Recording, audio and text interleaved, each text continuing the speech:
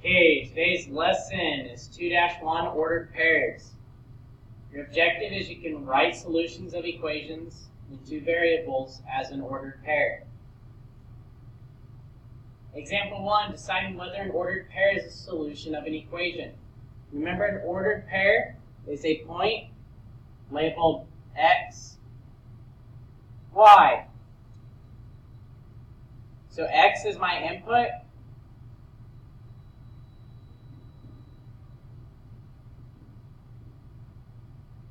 Y is my output.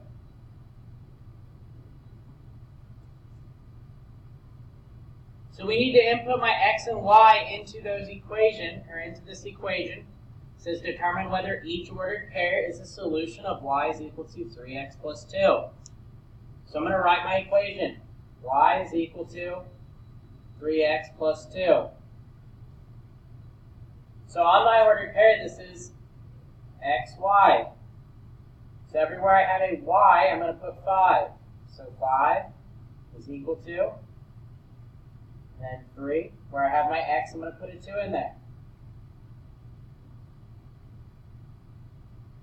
Then I'm just going to simplify this. So 5 stays the same over here. 3 times 2 is 6, plus 2. 6 plus 2 is 8. So 5 does not equal 8. So this does not work out, therefore it is not a solution.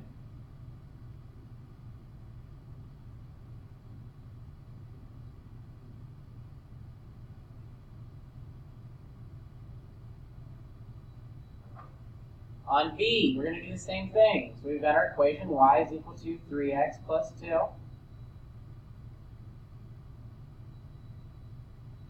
Everywhere I have that y, I'm putting 11. So 11 is equal to 3 times 3 plus 2. So 11 is equal to 3 times 3 is 9 plus 2. So 11 is equal to 11. That is true. So B is a solution.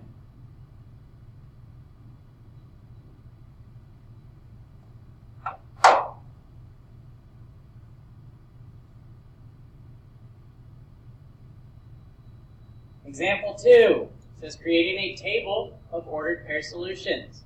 It says use the given values to make a table of solutions. So we've already got our table. All we have to put is our numbers in. So this says A, y is equal to 8x, for x is equal to 1, 2, 3, and 4. So this x is equal to 1, 2, 3, and 4 is just going to be that column right there. Our second column says 8x. All we're doing is plugging that x in, so whatever's in this column, where our x is. So the first one is going to be 8, and then we're going to plug our 1 in. Second one is 8, and we're going to plug 2 in. 8, we're going to plug 3 in. 8, we're going to plug 4 in. So we have that table filled out, that row filled out. So this step we plug in our x. Our next step, this is the answer to that second column. So 8 times 1 is 8. That goes right here. 8 times 2 is 16. 8 times 3 is 24. 8 times 4 is 32. So we have that column filled out. The last column, we just use our x and our y. So on the first one, our x is 1. Our y was 8. So 1, 8. The second one, x is 2. Y is 16. 3, 24. And 4, 32. That is our table of solutions for that equation and those values. Part B is the same thing. They're just showing you the table a little bit differently. So instead of doing the exact same kind of tables, so m is equal to -4, -3, -2, -1, That's just going to be right here. So they're just going across this way instead of down. We're still doing the same thing. So in the second one, we're going to plug our x in.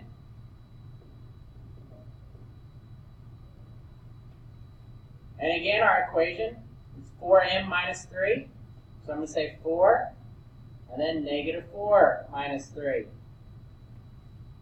4, negative 3 minus 3. 4, negative 2 minus 3. And then 4, negative 1 minus 3. I'm left a little bit of room because I'm going to simplify those a little bit. So 4 times negative 4 is negative 16 minus 3. 4 times negative 3 is negative 12 minus 3. 4 times negative 2 is negative 8 minus 3. And then 4 times negative 1 is negative 4 minus 3. So that's that second step, just plugging them in. That third row is just my answer to that second problem. So negative 16 minus 3. So we've got negative 16, we're taking away 3 more, so now we're at negative 19. Negative 12 minus 3 is negative 15. Negative 8 minus 3 is negative 11. And negative 4 minus 3 is negative 7. So in our last row, we're just going to make that ordered pair, so mn. So we're using m and n instead of x and y. So this is going to be negative 4, negative 19. Negative 3, negative 15. Negative 2, negative 11. And negative 1, negative 7.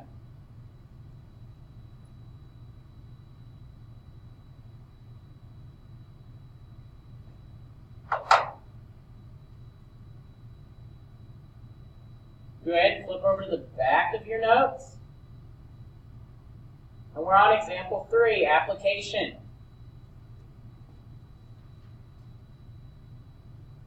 So it says, in most states, the price of each item is not the total cost. Sales tax must be added. If sales tax is 6%, the equation for total cost is C is equal to 1.06p, where P is the price before tax. So we've got our total cost is equal to our price before tax plus our sales tax.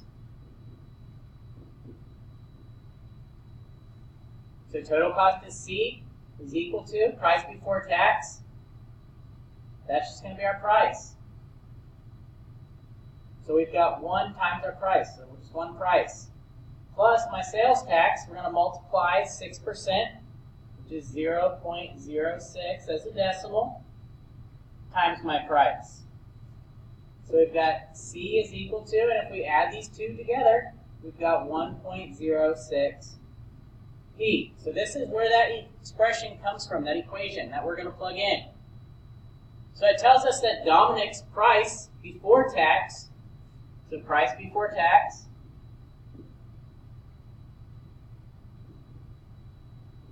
is $160. So what we're going to do is we're going to take that $160 and we're going to plug that in where that P is. So I'm going to say C is equal to 1.06 times 160.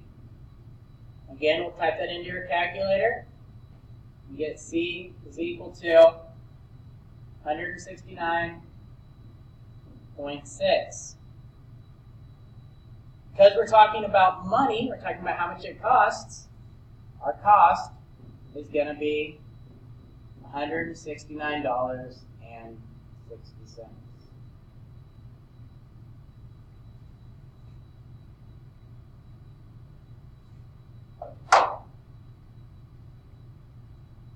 Moving on to part B, it says how much will Alice's $140 set of jerseys cost after sales tax? We're not going to do all the work that we did in the first one. We're just going to skip to that C is equal to 1.06p, because that we already knew where that expression came from. So our price before tax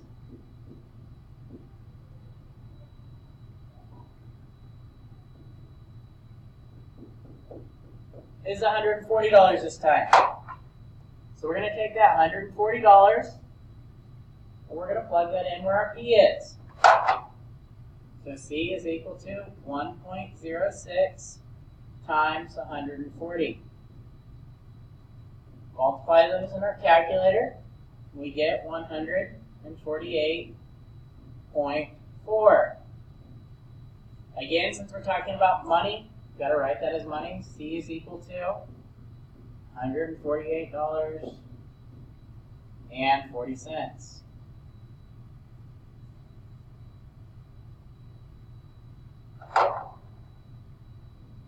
So again, your guys' assignment is down here at the bottom.